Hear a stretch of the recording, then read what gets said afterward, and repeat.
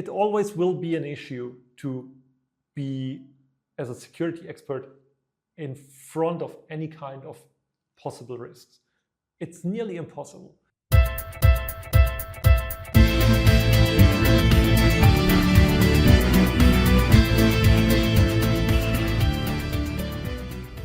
Welcome to AI Insights. I'm your host, Siebenhüner, and today I am delighted to welcome a fellow colleague, Stefan Niedermaier, a seasoned expert in software development and IT security.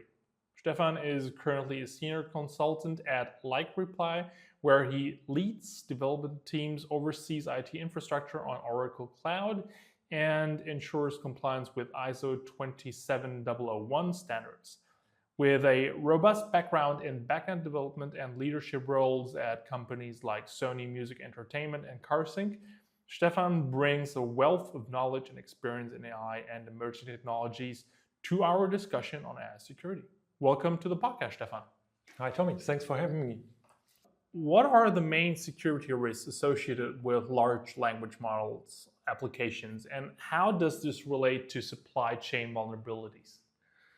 Well, the Open Web Application Security Project is highlighting the most common security issues for web applications, but nowadays also for machine learning models and for LLM applications as well. Therefore, they're providing the top 10 lists regularly. And for the LLM applications, for example,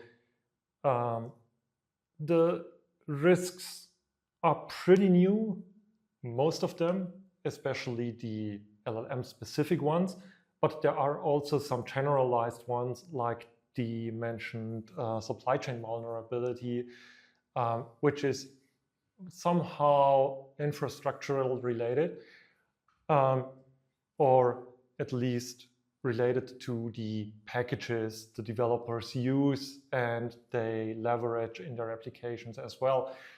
For example, if you use a software package in your development, in your developed software, you have the same vulnerabilities as for any third-party package on standard applications too. You have to monitor which kind of applications which kind of packages you use.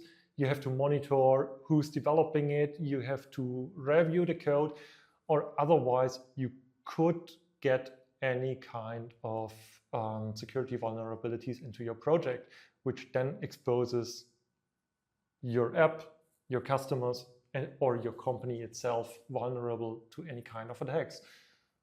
Now, You've written a white paper on this whole topic of AI security, and you mentioned that there are different layers to it, to the security. What are those different layers? Can you explain these, and maybe also name a couple of examples and maybe elaborate on a specific term that I've read in your white paper, data poisoning, which I found to be very interesting. Well, the different layers, let's say, are on the one hand side on the infrastructural level, where, for example, denial of service is one of the possible risks or attacks which can happen. But the denial of service attacks on large language models or machine learning models itself, it's not that different from, let's say, a standard denial of service attack against any other kind of application, where an attacker is just throwing dozens or millions of requests onto your application or the model, trying to overload it so it won't respond anymore. On the other hand side, there are possible attack vectors which are specific to machine learning models itself, such as the mentioned data poisoning or training data poisoning, for example. In this kind of example, you try to manipulate the data used for training or as an input for the model itself to then get unpredictable results, or at least results which the application itself should not provide. One of the examples, for example, from the last OWASP conference was where they presented an example to militaries when they used a machine learning algorithm to identify military aircrafts from standard public transport aircrafts. And in this example, they used black and white images for the training data. So the model itself was identifying the airplanes in a really decent manner. But then they manipulated the training data sets and they added red dots to the military airplanes.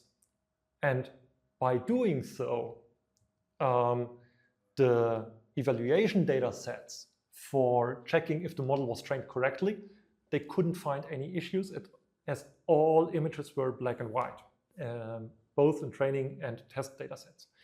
But when they then added the red dots to the manipulated training data sets, they were able to just point a red dot on any kind of airplane and it got identified as military airplane.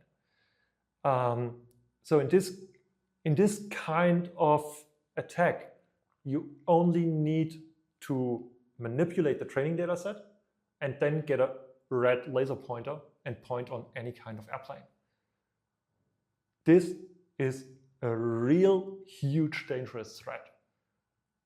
You have to avoid something like that at any cost, and therefore to avoid data poisoning or training data poisoning, you have to evaluate who can access your training data sets.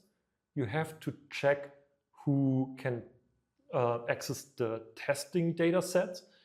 You must verify your training data regularly, monitor them, and have review processes in place. Otherwise, a huge attack like this could happen. So these let's call them security rules that you've just mentioned at the end, do you think that they apply to every corporate, or is this more specifically, for military grade confidentiality? Does it matter, like how secure a company needs to make its AI? Of course, it's related to any kind of company who's leveraging machine learning algorithms, and any company who trains models itself. I don't know, a small web agency, for example, who's only taking advantage of the big players out there, for example, OpenAI or Google's Gemini or Cohere or whatever. These small agencies don't train models itself, so they don't have this risk at all. But any kind of company whose training data, who's using test data or who fine-tunes models could be in risk of such an attack. Okay. Stefan, in our pre-briefing, you talked about inversion attacks, or more precisely, the importance, of inversion attacks. Can you explain what inversion attacks are and what strategies can be implemented to actually prevent those? Inversion attacks are, easily spoken, an attempt to reverse engineer a machine learning model, where an attacker tries to retrieve training data from the model itself. Therefore, if the model got trained on, let's say, sensitive data or personal identifiable data, it would be a huge risk if an attacker would be able to retrieve data sets from the training data itself via a model. So you should avoid, or you should prevent attackers to get any kind of training data by, for example, using privacy-preserving training techniques. So you could, for example, add some noise to the training data sets, which obfuscate, for example, the training data sets or the records itself. Otherwise, you could, or you should try to anonymize data, probably aggregate them instead of sending in each record unobfuscated and stuff like that. Also, limited access to the trained models would be a good solution, as the attacker would need a lot of requests to perform such an attack. So rate limiting, for example, the APIs for the model can also limit the risk or reduce it at least. Okay. Now, this I would assume is all, in regards to a large language model that is either on premise or secured behind a company firewall and such. How does security then work with all those publicly available models that are out there? These publicly available models, the best example, ChatGPT, Gemini, Cohere, or Llama, for example, also, they are all accessed via API. So the infrastructural layer and the model layer is pretty much eliminated from the developers consuming these kind of APIs. Therefore, the risks are reduced, at least the number of risks, but different kind of risks are more important. The most important kind of attack, for example, is the prompt injection attack. And I think it's one of the best known attacks out there. But until now, there is no bulletproof security concept for prompt injection attacks. Okay. You just mentioned the prompt injections. So what can be done against them security-wise? Well, it always depends on how someone tries to attack the LLM via a prompt injection. So you can use single-shot injections, few-shot injections, or multi-shot injections. One example was in the past where someone asked an LLM to repeat a single word over and over and over again. And when the model stopped repeating the single word and then offered the system prompt, which is the, let's say, main instruction from the developers, what the model should do, could do, or should not do. Something like that can be prevented. Most of the time it will be prevented by the model provider itself. So for example, when such an attack gets prominently enough, the most providers fine-tune or optimize their models to prevent something like that out of the box. But of course, this requires the exploit to be publicly known, and therefore it's not something where you can proactively secure your applications. There are tools out there which try to solve such issues. One of them, for example, is the open source implementation from NVIDIA called Guardrails. Guardrails is a framework which uses a large language model to check the incoming data, to verify the generated data, and also some internal parts of LLM applications itself. And then it's manipulating the input to the original LLM request to strip out any kind of malicious prompt. I hope this was at least partially understandable. Indeed. So there was another term that you as well mentioned in your white paper that you wanted us to talk about, and that is membership inference attacks. How do these actually work? What are membership inference attacks upfront, of course?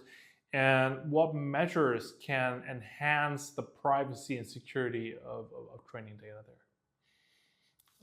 Membership inference attack is somewhat close to model inversion attacks, as both attacks are somewhere reliant to the training data of the model itself. But instead of trying to retrieve the training data sets from the model itself, in a membership inference attack, an attacker tries to retrieve the information about whether an data set was used for training rather than retrieving it directly from the LLM. By doing so, you can get the information from the model which kind of records were used, and therefore you can also get to know how these records will be used when re-entered into the model for a prompt, for example. So if you know, for example, on a machine learning algorithm which is responsible for credit loans on a bank, you can send, if you know, for example, that a record set was used for the training with, let's say, 50,000 euros, then you can check if this is used for generating the output to decline a request or to approve it. And therefore, you can then raise the numbers or lower the numbers, and you can somehow predict the outcome from the model itself. So what you have to do is, of course, somehow the same as for inversion attacks, adding some noise to the training sets. You can obfuscate and anonymize the records itself. You can use regularization methods like the L2 regularization method, which then would prevent an, let's say, overfitting of the model itself. Now, undoubtedly, AI has enhanced our lives, our working routines in so many ways. But then, now, listening to you, there seem to be also so many risks, right? So I have an antivirus program on my PC, but what security tools are there for AI large language models? Well, coming to the antivirus program itself, it's probably already leveraging AI. So maybe you have already AI somehow installed on your PC. But on the other hand side, the already mentioned NVIDIA guardrails framework is one tool which can help to secure your application, for example. It's not only increasing the security of your application by, let's say, preventing prompt injections or by removing sensitive data from an output of the LLM. It also can help in reduce the bias of a model itself, or it could probably also prevent root language and stuff like that. But as we're evaluating this tool regularly in our community of practice about general AI, a colleague of us came to the result that NVIDIA guardrails is great, especially for, let's say, GPT 3.5. But from a security perspective, its value is, let's say, decreasing on models which have well implemented security standards already in place. So for example, if you use GPT 4.0, and guardrails won't provide too much on a security perspective. It's still really good and decent in reducing a bias on the training of the model. But from a pure security perspective, it's getting less, let's say. But there are also other tools out there which can help to increase the security of your application. Leikera, for example, a company from Switzerland, they built a self-hardening prompt injection layer for large language models. This layer gets better the more attacks occur. But it's nearly the same as for the guardrails from NVIDIA. It's currently not in a stable enterprise level, as in the LLM market, everything's changing extremely fast. So it's hard to say in which direction it will go. Probably that guardrails, for example, or the Leikera tools, they probably get implemented in the LLMs natively, or at least close to natively, but you'll never know in which direction it will go. You just mentioned a topic that I find to be very, very interesting, in terms of AI and also in terms of security there. So that's the fast pace of development that is happening within AI. It's like you just got accustomed to one model, let's say 3.0, on ChatGPT, and then basically half a year later, or maybe not even that long, the next model is online, and it's huger, it's bigger, it's stronger, and it's way better usually. How is security also, keeping up that pace? Is it actually possible, or are they always, one step behind? Because AI itself is driving the pace of development that much. I don't know. Cybersecurity is always a hunt. It's always chasing risks, identifying them, fixing them, and proactively checking what could come up. But it's like cybersecurity also for standard applications. But on standard applications, let's say if you use some web application, for example. With the rise of Web 2.0, many people haven't ever heard of stuff like ORMs. They haven't heard of prepared statements, SQL injections, cross-site scripting, or stuff like that.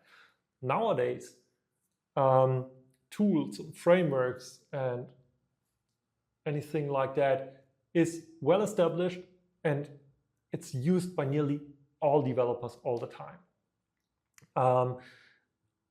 If we compare this to the large language model and how everything evaluates here and evolves here, everything's going pretty much the same way from my observation, but as you already mentioned, with a way higher pace. It always will be an issue to be, as a security expert, in front of any kind of possible risks. It's nearly impossible. And therefore, we have to do our best to keep up track with the newly coming tools, with the newly evolving models, and with all the new features coming in. But I don't know, when GPT-4o got released, you were able to not only send text to the large language model, but also images, which are completely new features, but also add newly rising risks to these kind of models. As you could, let's say, hide a prompt injection inside of an image. And this could then also be something not really identifiable by people themselves. So it will get a real crazy chase again. Stefan, thanks for all those very relevant insights, and thank you for being on our show. Thank you too.